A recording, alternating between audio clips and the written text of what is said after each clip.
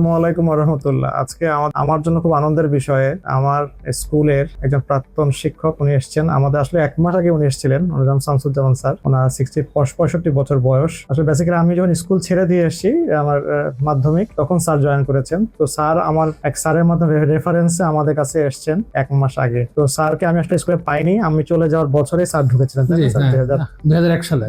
তো যখন আমরা আসলে উনি অবশ্য আমার এক স্যারের রেফারেন্সে আসছেন যে সেও ভালো হয়ে গেছেন। স্যার বলছেন যে আমি ভালো হয়ে তুমি যাও, আমার ছাত্র ইনশাল্লাহ ভালো হয়ে যাবে।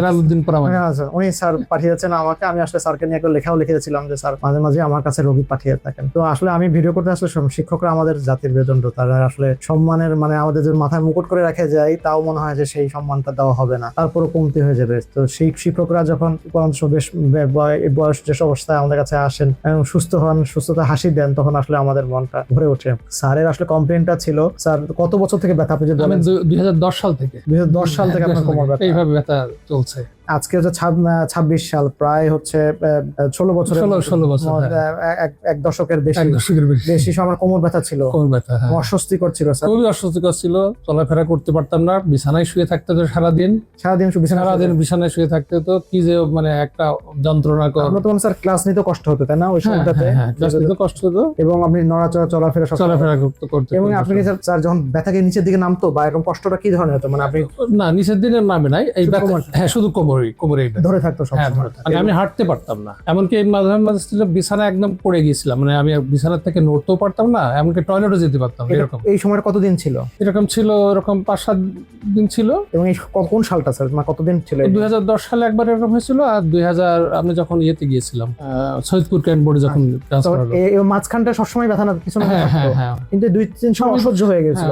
ডাক্তার কাছে গেলে ওষুধ দিতেন, একটু সাময়িকভাবে কম থাকতো, কিন্তু ব্যথা থাকতো, অসহ্য। নড়াচড়া করতে পারতাম না, কষ্ট হতো।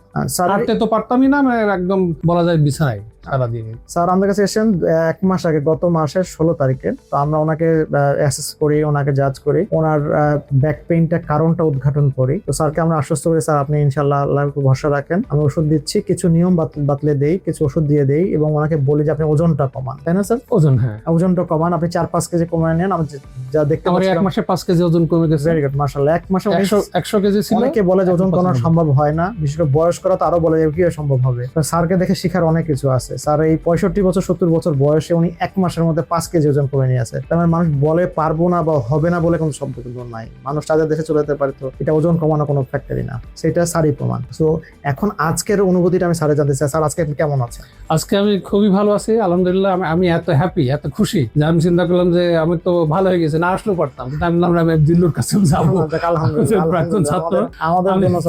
মানে আমি যে এতদিন ধরে চিকিৎসা করছি বিভিন্ন জায়গায়, যাই হোক টুকটাক করেছি, আমি এই যে এতদিন 16 বছর পুষে রাখছি, আমার 1 মাসের এই ওষুধ দিয়েছিলেন আপনি।